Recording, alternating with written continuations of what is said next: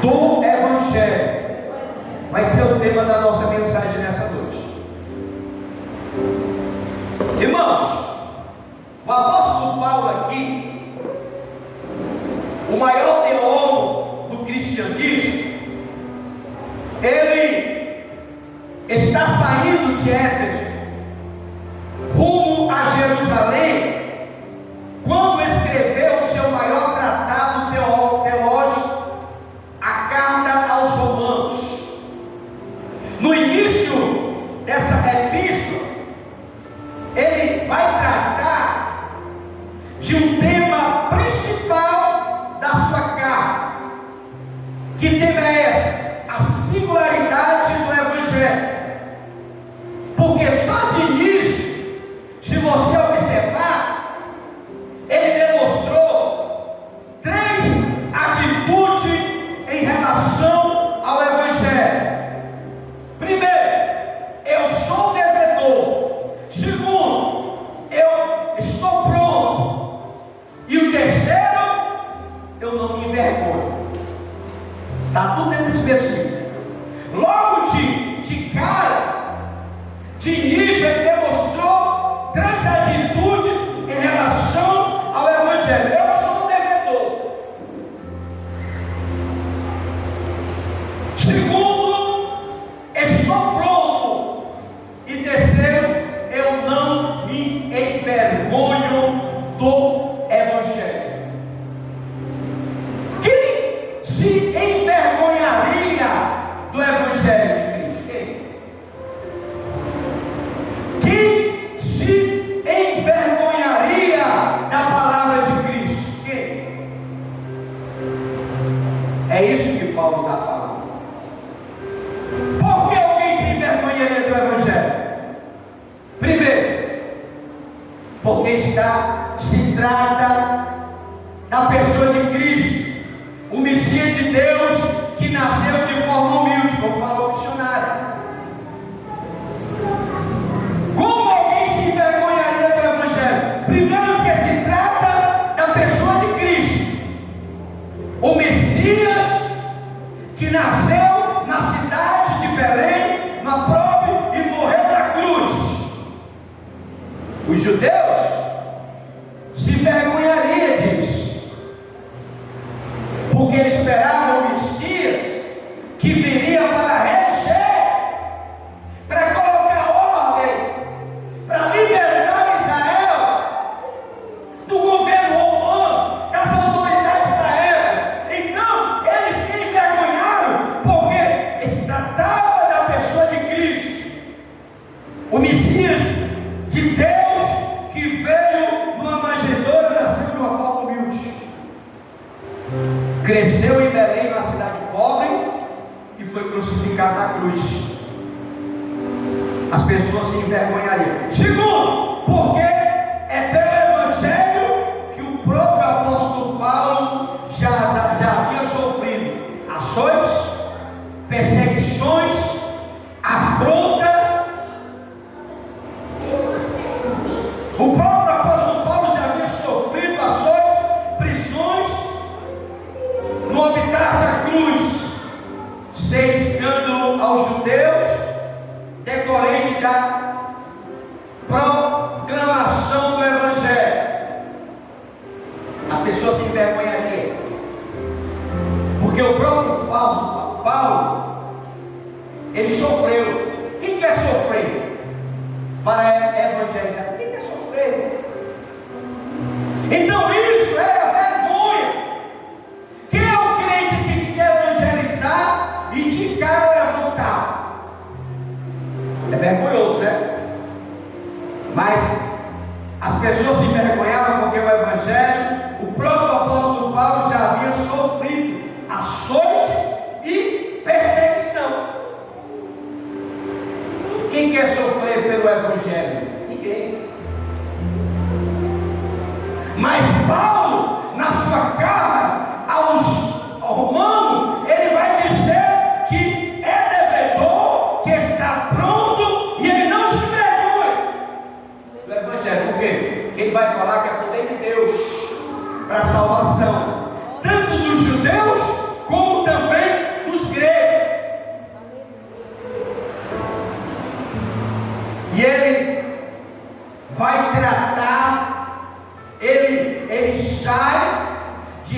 ele rumo a Jerusalém, quando ele vai escrever o seu maior tratado teológico, a carta aos Romanos.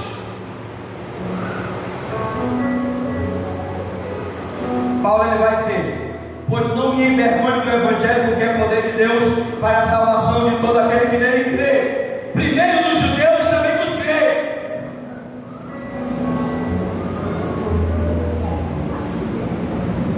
Visto que a justiça de Deus se revela no Evangelho, porque de fé em fé o meu justo viverá da fé. É isso que Paulo vai falar. Dentro desse texto, eu quero extrair 5 verdades que Paulo vai apresentar a nós dentro da sua carta aos Romanos. Primeira verdade: o poder do Evangelho.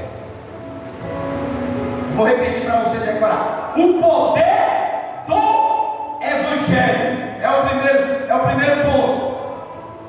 O Evangelho é poder de Deus. Portanto, não há qualquer fraqueza desse Evangelho. Não há qualquer fraqueza neste, pois Deus, Ele é onipotente. O Evangelho é um diamante, uma dinamite de Deus para derrubar qualquer fortaleza. O Evangelho é um diamante, é uma bomba atômica para destruir qualquer barreira, qualquer coração de pedra, qualquer coração duro. O Evangelho entra e espedaça o coração. Não existe coração duro, nem força irresistível,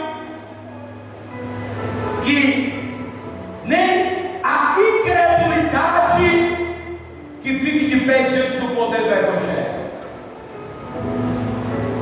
Nada fica de pé diante do Evangelho, nem o coração duro, nem a incredulidade, nada,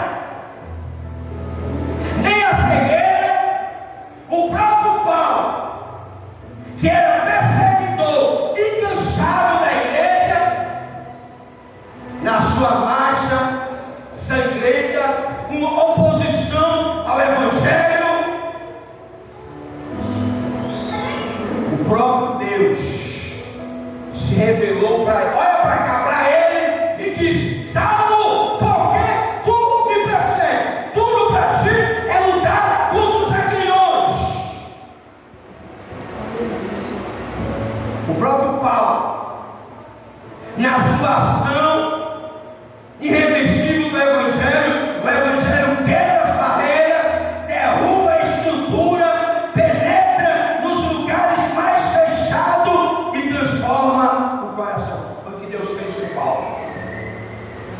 Paulo estava com a carta decretada, assinada, para perseguir os cristãos.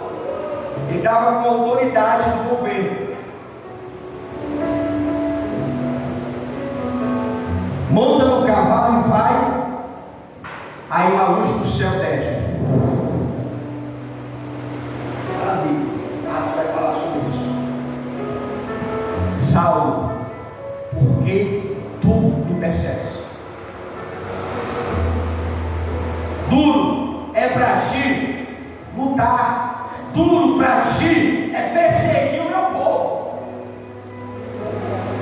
Que povo é esse? É aquele povo que pregava o Evangelho. Que povo é esse? Era aquele povo que dizia que Jesus era a ressurreição e a vida. Paulo estava cego espiritual, Paulo estava preso à religiosidade, Paulo estava amarrado a um rito religioso.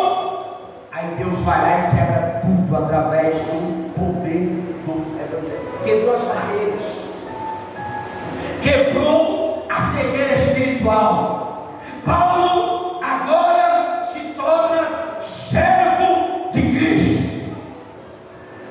não existe lugar fechado e nem coração duro que o Evangelho entre e não faça a diferença. O mais temido, a pessoa mais violenta do mundo, quando o Evangelho chega, transforma. Quer um exemplo? Chega em casa, se olha no espelho e medite quem você era e quem você é hoje. Aí você vai olhar para você e ele vai dizer assim: eu sou crente? Como é que eu cheguei a ser crente? Que eu era uma pessoa que era drogada, eu era uma pessoa que era bêbada, eu era uma pessoa que não suportava crente, eu era uma pessoa que era religioso, eu só andava com a santa, eu era uma pessoa. Aí você vai ver você crente. Sabe o que é isso? Primeiro ponto, o poder do Evangelho. Irmão, quando o Evangelho chega, ele quebra o coração mais duro que for. Quando o Evangelho chega, aquela pessoa que era valente, ele se torna cordeiro. Paulo se tornou cordeiro de Deus. Quando Paulo ele tem um encontro com Deus, Deus chega para Ananias e diz: Ananias, tu vai lá na rua, sim, esquerda, direita, frente, de lado, tu vai encontrar Paulo de Tarso. Quando Ananias ouve que ele tinha que ir até Paulo, e Ananias vai indagar a Deus: não, mas esse homem aí, eu já vi falar muito dele, ele não suporta ver crente, ele mata crente, espanca crente, coloca na prisão. Aí Jesus chega para Ananias e diz: olha, vai, porque ele é para mim um vaso precioso. Você sabe o que era que Jesus estava querendo dizer para Ananias? O leão se acalmou, o homem agora é o cordeiro. Vai, Ananias, faz o que eu estou mandando, que ele não é mais aquele Paulo violento, não. Eu quebrei o coração dele, eu tirei a cegueira espiritual, agora ele é crente. Agora Paulo passou de ser perseguidor da igreja para ser perseguido. Todo mundo queria matar Paulo. Por quê? Porque ele se tornou ovelha de Cristo. Sabe por quê? Porque o primeiro ponto vai falar de quê? Repita comigo para você memorizar: o poder do Evangelho. Segundo ponto, o propósito do Evangelho. O Evangelho é poder de Deus para a salvação, é poder que destrói. O Evangelho é poder de Deus para a salvação. Há poder que destrói, mas o Evangelho é o poder que dá vida, que salva. O Evangelho não é apenas o poder de Deus para a salvação, mas também é o único que é capaz de salvar. A religião, os ritos sagrados, as boas obras ou qualquer outro expediente humano são absolutamente insuficientes para salvar o homem. Tem água aí, irmão? Beleza.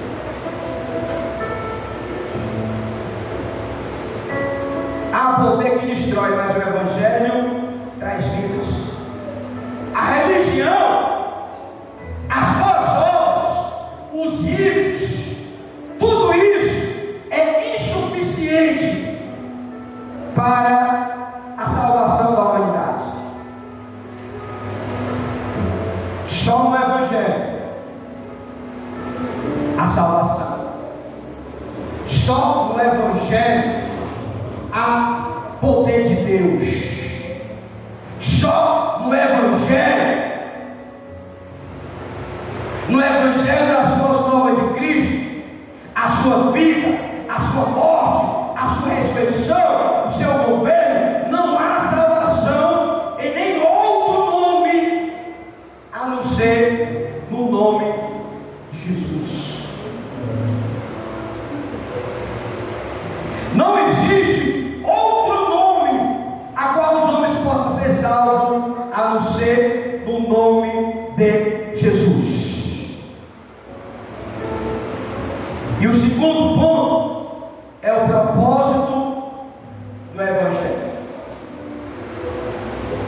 É só através dele que as pessoas chegam até Jesus.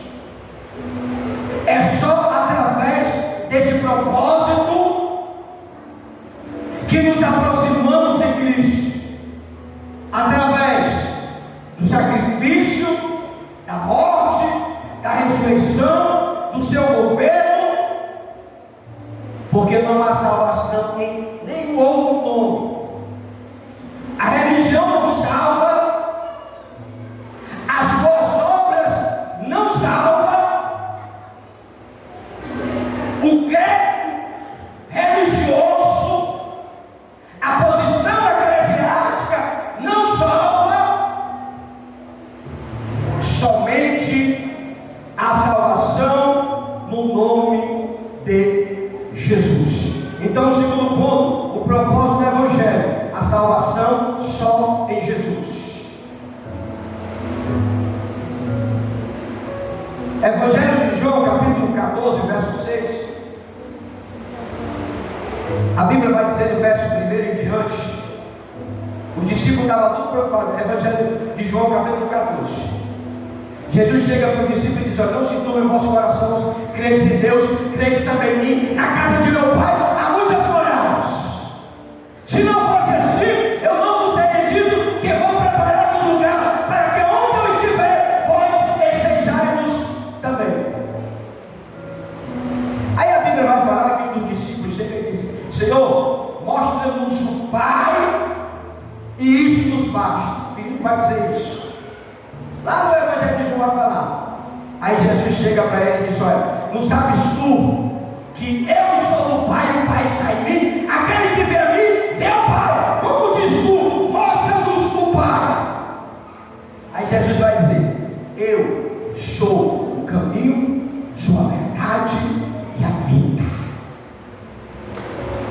Ninguém vai ao céu se não ser por Jesus. Então, segundo ponto, o propósito do Evangelho, salvação só em Jesus. Obrigado, João.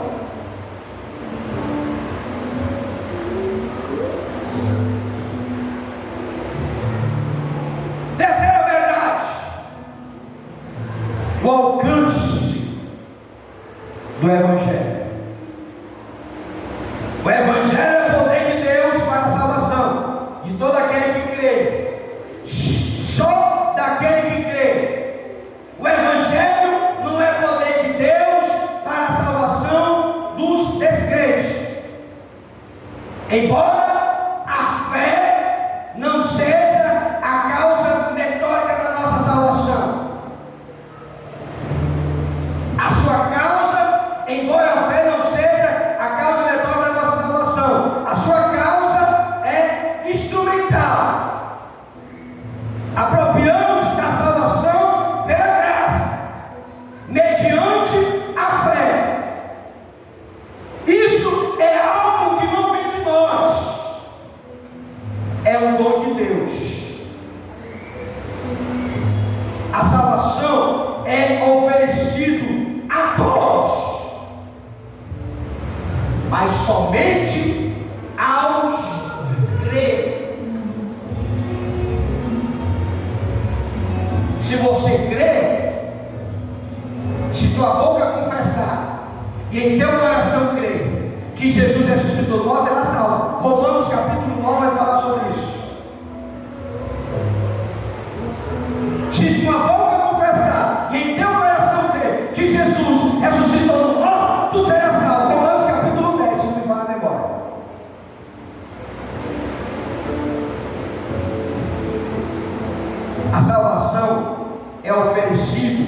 a todos, mas somente aquele que crê é que são salvos.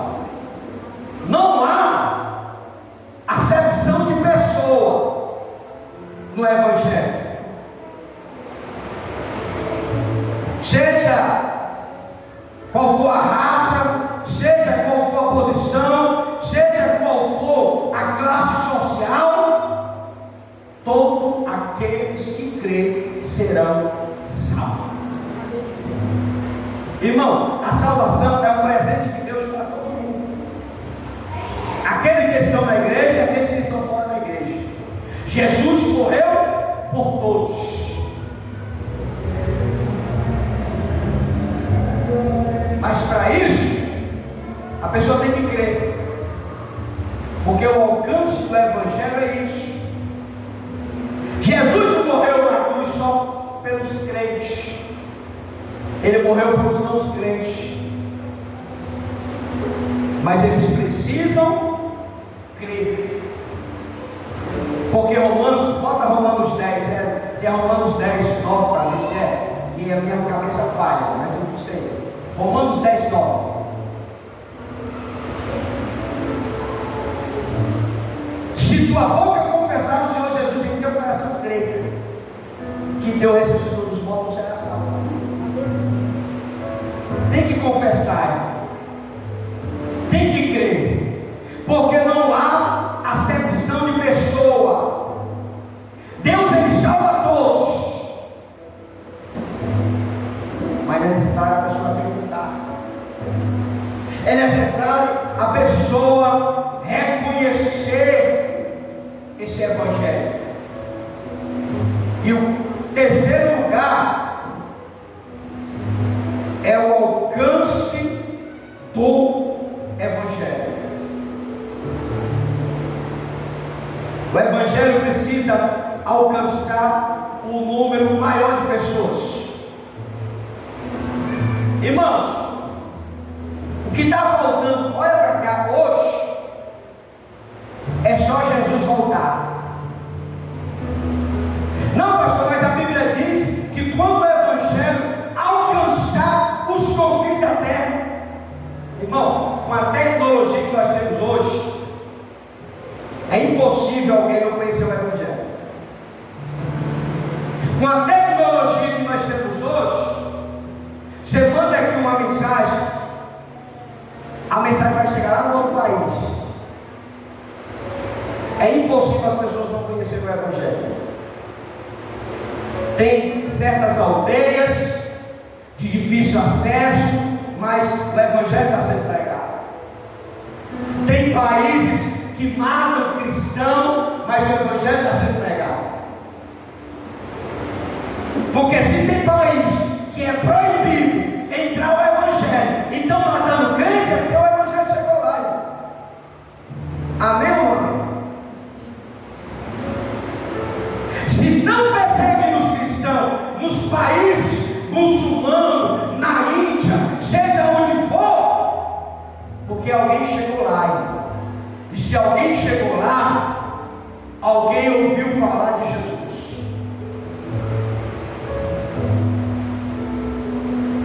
Então o que é que está faltando, irmão? Só Jesus voltar. Mas você sabe por que Jesus voltou ainda? Por causa daquele irmãozinho que ele passa uma semana na igreja e 20 dias fora da igreja. Jesus não quer deixar ninguém de fora. Jesus, ele não voltou pelo amor aos escolhidos.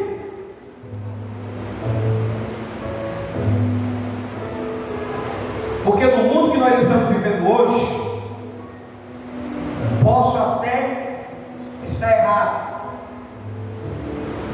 mas quase todo mundo já conhece o Evangelho. Eu diminui a evangelização aqui no Tancredo, porque todo mundo é crente. Eu chego no bar para evangelizar, o cara diz: eu já fui crente. Eu vou para outro canto, na boca de fumo, o cara fumando maconha, eu já mas fui crente. A gente vai para o hospital, evangeliza o doente, aí o doente diz: eu já fui crente. Não tem mais quem evangelizar evangelista. Não tem mais quem evangelizar missionário. Mas a gente tem que fazer o nosso papel. Enquanto tivermos na terra, temos que fazer a nossa parte.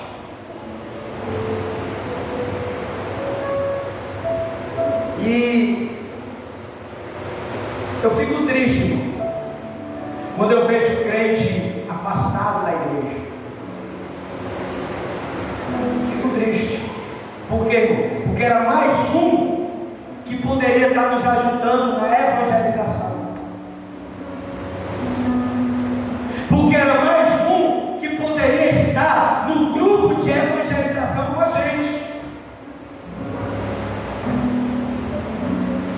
Irmãos, aqui lá eu pego o evangelho afastado, e eu não brinco com esse tipo de evangelho. Quando eu pego um crente, quando eu estou evangelizando, quando eu pego um crente afastado, eu não tenho pena. Eu vou para cima dele com tudo. Sabe por quê? Porque uma pessoa que está afastada, ele aceita Jesus hoje e se afasta amanhã, beleza, é um processo de libertação. Mas eu estou falando, olha para cá, de pessoas pregador.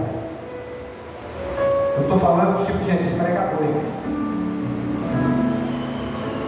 Não estou falando de uma pessoa nova convertida que nunca ouviu falar de Jesus, aí ele aceita Jesus hoje, amanhã ele está bebendo. Eu não vou me escandalizar com isso, porque é um processo que ele está passando. Eu estou falando de pastores, missionários. Eu conheço pastora que hoje, sabe o que ela é? Lésbica. Eu conheço missionário. Você sabe o que ela é hoje? Homossexual. Isso aqui você pode até estar se escandalizando com isso. Aí eu vou chegar para a pastora que é uma lésbica e dizer que Jesus ama ela. Eu vou dizer para o missionário que já ganhou vidas para Jesus que Jesus ama ele? Pelo amor de Deus, irmãos, vamos cair na real.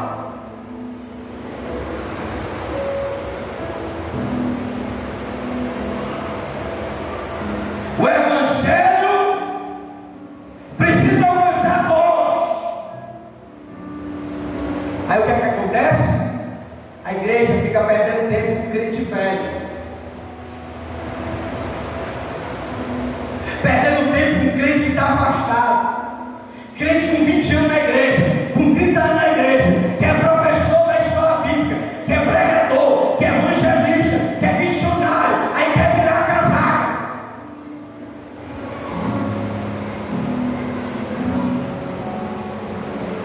Que é isso, pastor? Está julgando os irmãos? Não estou julgando, irmão. Não estou condenando ninguém. Todas essas pessoas que eu falei aqui são importantes e precisam ser alcançados pela graça e a misericórdia de Deus.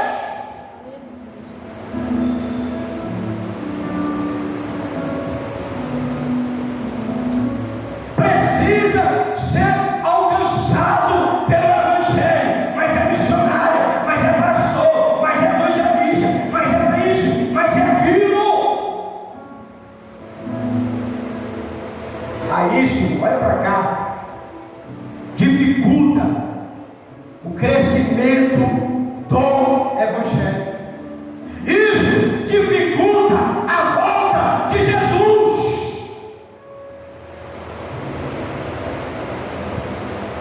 Jesus quer vir para colocar ordem no mundo, para fazer um novo governo, um novo céu, uma nova terra, passar 1000 anos com Deus.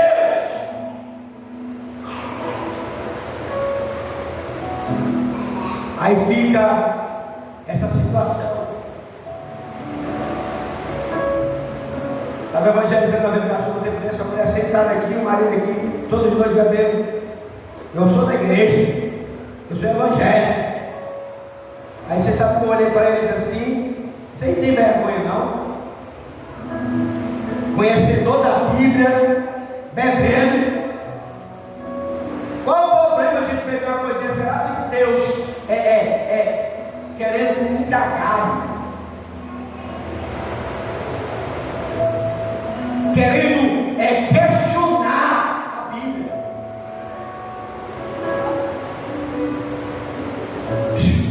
Por isso, irmão, que ninguém vê mais ninguém aceitando Jesus. Os escândalos estão se multiplicando na igreja. Pastores caíram na prostituição. Eu estou falando pastor de fundo de quintal, não. Eu estou falando de pastores renomados, formados em teologia, formados em teologia, em tudo. Escândalos na igreja. Aí como é que Jesus vai voltar, irmão? Uma situação aqui da igreja.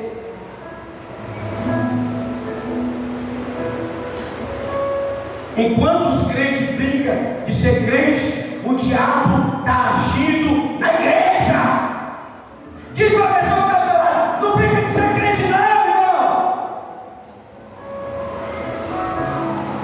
O diabo está agindo dentro da igreja, irmão. Diz para a pessoa que está do lado: cuidado que o diabo está aí perto. O diabo está mais preocupado com quem está lá fora, não. Quem está lá fora está fazendo a vontade dele. Ele está dentro da igreja, colocando ciúme no coração da irmã, colocando ciúme no irmão, para deixar a igreja dividida, para deixar a igreja repartida. Fiquei sabendo agora, o pastor está traindo a esposa com a nora. Sabe o que é isso, irmão?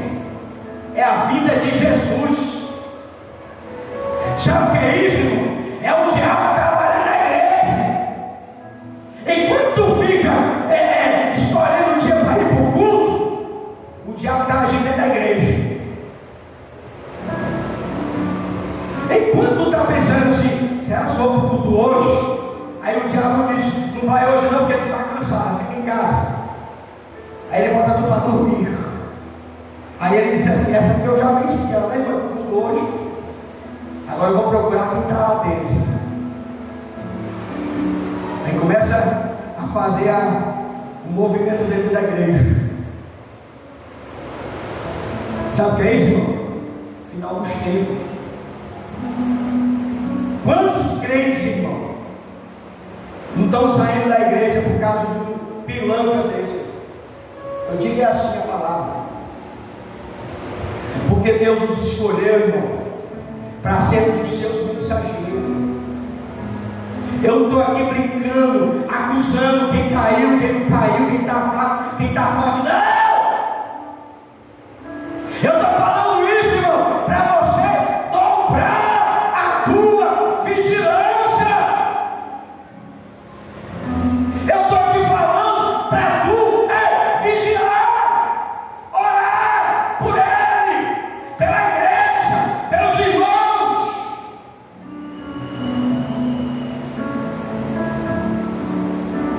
Os escândalos no meio da igreja têm se multiplicado. Sabe por quê? Porque o diabo já sabe que o dia dele está contado. O diabo sabe que para ele não tem mais chance. Aí você sabe o que vai fazer? Eu vou logo entrar nas igrejas dos evangélicos. Eu vou botar um contra o outro. Eu vou dividir a igreja, eu vou repartir a igreja. Eu vou derrubar o pastor. O pastor não está vigiando. A missionária não está vigiando. O fulano não está vigiando. A fulana não está indo para a igreja. Eu vou logo derrubar todo mundo. Quantas pessoas não estão decepcionadas com um escândalo desse? Mas olha para cá. Só se decepciona Quem não está aqui, quem não está aqui, vai só lamentar e orar por essas pessoas. Mas quem não está na palavra, quem está apegado só com o homem, que nem diz a nossa diaconisa, quem está apegado só com a posição do homem, aí ele cai igual dominó.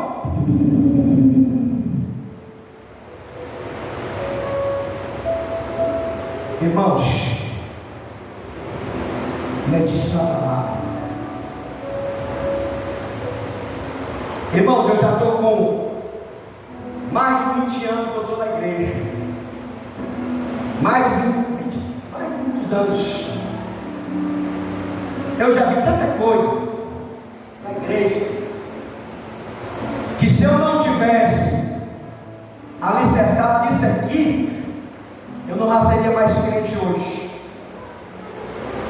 Você sabe por que eu não me escandalizo com os escândalos? Porque a própria Bíblia fala dos escândalos. Mas ai da qual vem o escândalo. A gente lamenta com o pastor que está afastado, com a missionária que está afastada, com o missionário que é outra vida. A gente se entristece, irmão. Mas a única coisa que nós temos que fazer é orar por eles. A única coisa que a gente tem que fazer é orar por eles, mandar mensagem para eles, porque quem vai trazer de volta é Ele, Deus, se Deus tiver propósito na vida deles.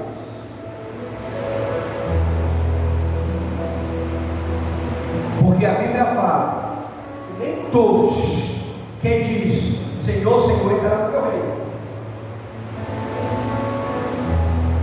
mas somente aqueles que fazem a vontade do Pai. Terceiro ponto, o alcance do Evangelho. Irmão, quase todo mundo é crente. Se não é crente, já ouviu a palavra. Porque no momento que você ouve a palavra, você já não é mais inocente. No momento que você ouve falar de Jesus, você já não é mais um inocente. Você já ouviu falar de Jesus. E os números que tem de religião no mundo, não tem como as pessoas não terem alcançado o Evangelho. Então, terceiro lugar, o alcance do Evangelho. O Evangelho é o poder de Deus para a salvação de todo aquele que crê. E quando eu estou evangelizando, quando eu vejo crente, irmão, afastado, eu só pergunto quanto tempo ele já passou de crente. Tem para me dar uma chibatada nele. Passei 10 anos na igreja, passei 15 anos na igreja, passei 20 anos na igreja. Sabe o que é isso? Vergonha. Porque 20 anos de crente, é tempo, irmão, demais. Eu não estou aqui ignorando quem tem um mês, quem tem 2 meses, que aceitou Jesus ontem. É uma exceção. Mas quem tem 10 anos, 20 anos, 15 anos de crente, irmão, está no pecado porque gosta. Irmão, você tem uma opção para fazer o que você quer da vida. Pastor, eu quero sair daqui e tomar uma cerveja. Deus vai proibir? Não, Deus não vai ter vida de ninguém. É uma escolha.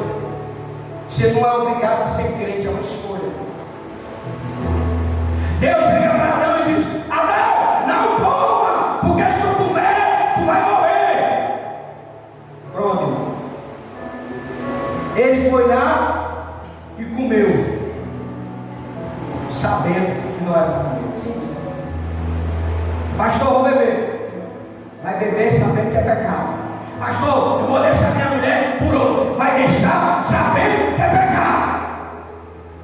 Pastor, eu vou pro rebelião, vou beber até cair. É pecado.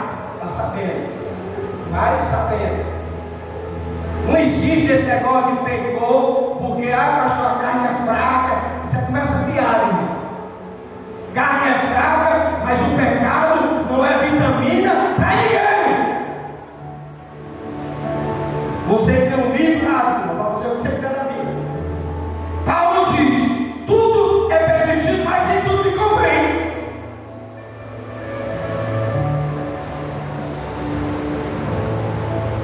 Você tem liberdade de fazer o que você quiser. Paulo diz: vós sois livres, mas não aproveite a liberdade para dar ocasião à carne. Eu sou livre para fazer o que eu quiser, mas você tem a Bíblia que diz o que é pecado e o que não é pecado. Cobiçar, pecado. Mentir, pecado. Beber, pecado. Está tudo aqui. O crente só vai para o inferno se ele quiser, porque a Bíblia diz que Deus morreu por nós para nos salvar. Aí se quiser para o inferno, é quando é prova.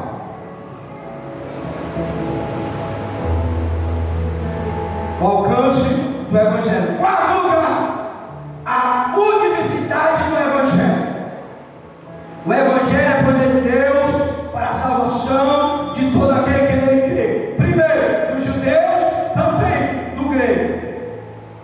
O Evangelho é para todos os povos.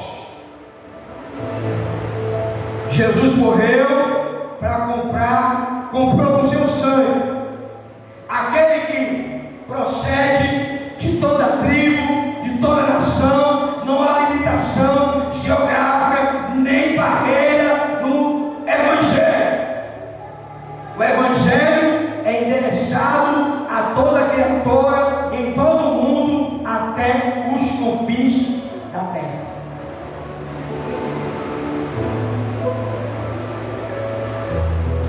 O quarto ponto, a universidade do Evangelho. O Evangelho é para todos, para todos os confins da terra. Aquela pessoa mais perigosa, Jesus quer salvar. Aquela pessoa mais boa, Jesus também quer salvar. Para Deus não tem acepção de pessoa. Quinto lugar, para encerrar, a eficâcia do Evangelho. O apóstolo Paulo ele é enfático quando escreve: visto que a justiça de Deus se revela no Evangelho, de fé em fé, como está escrito: o justo viverá pela fé. Hoje, você vive bem, é porque você vive pela fé. O que a gente tem hoje, a casa, a bicicleta, o carro, a família, o trabalho, a empresa, é porque é pela fé. Porque o justo, ele vive pela fé. A fé em Deus. O homem, sendo pecador, jamais poderia ser justificado diante de Deus Santo, com base no seu mérito pessoais, pois a nossa justiça não passa de um trapo de imundícia. A tua bondade para Deus não é nada. A tua justiça diante de Deus não passa de um trapo de imundícia. Isaías vai falar isso. Não vou nem te dizer o que é trapo de imundícia, se você sabe o que é. Nada que nós viemos fazer com base no nosso mérito, com a nossa justiça, não vai passar de um trapo de imundícia. No entanto, as nossas transgressões foi encravada sobre Jesus. A sua justiça foi imputada e nós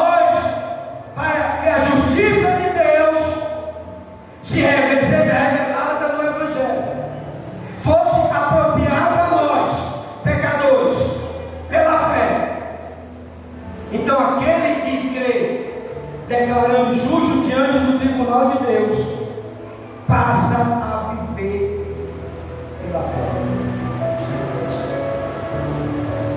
Nós estamos de pé hoje, é pela fé que nós temos em Jesus. Isso que Paulo fala é a singularidade do Evangelho.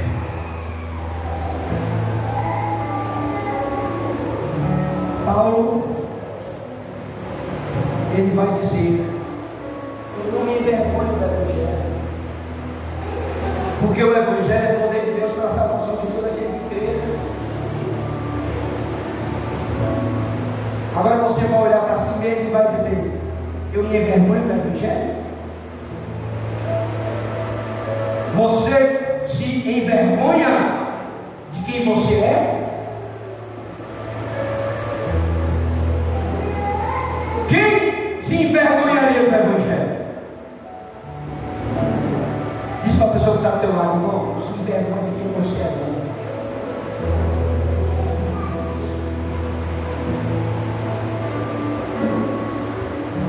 Porque Paulo, ele vai dizer que ele é devedor, que ele está pronto e que ele não se envergonha do Evangelho. Que eu e você nessa noite, nesse último culto de missão, venha sair daqui pregando esses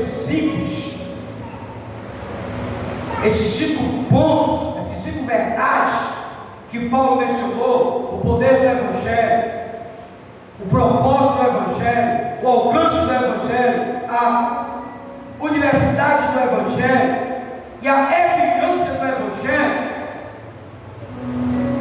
Venha pegar esses 5 pontos e viver eles.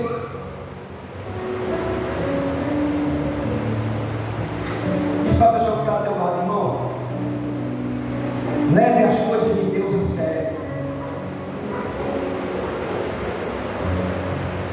Não brinque de ser crente, não. Estamos nos aproximando de 2026. Você sabe o que é 2026? É 2026 anos. A qualquer momento, Jesus pode voltar. Pastor, mas eu estou tão tristinho porque o fulano caiu, a fulana caiu, essas pessoas que o Senhor falou, eu estou tão tristinho, a minha fé ficou triste. Aquele que está de pé, lute para que não caia. Aquele que está de pé, está de pé? Quem está de pé? Cuide para que não caia. Quer o segredo para você não cair? Leia a Bíblia. Leia a Bíblia. Eu nem vou perguntar com quem leu a Bíblia, porque eu nem quero me decepcionar mais. Eu já venho me decepcionando todos os outros. Porque quem não lê Bíblia, quem está perdendo é quem não lê. Quem não estuda a Bíblia, quem está perdendo é quem não estuda. Quem não quer se aprofundar nos estudos teológicos da palavra, quem perde é você.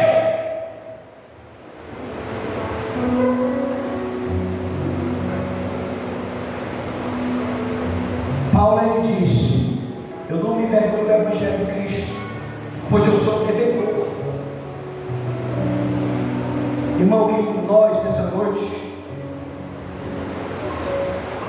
venha olhar não para os escândalos de irmãos, não para a irmã que está do teu lado, o irmão que está do teu lado.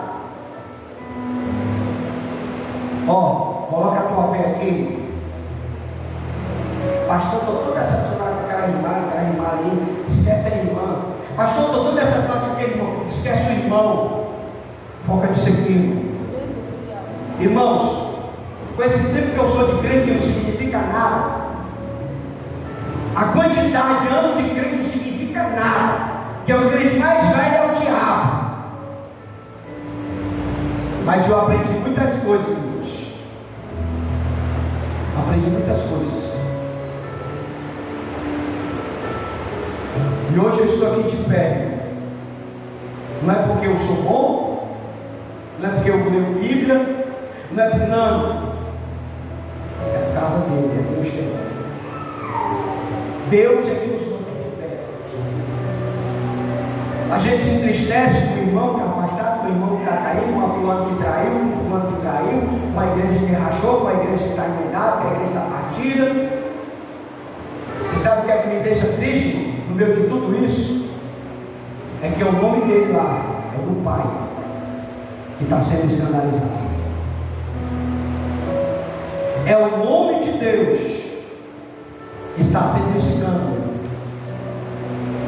Hoje a gente vai evangelizar, as pessoas viram a cara. Quem já recebeu rejeição de pessoas? As pessoas viram a cara. As pessoas me criticam. As pessoas me esculhambam. Mas sabe por quê?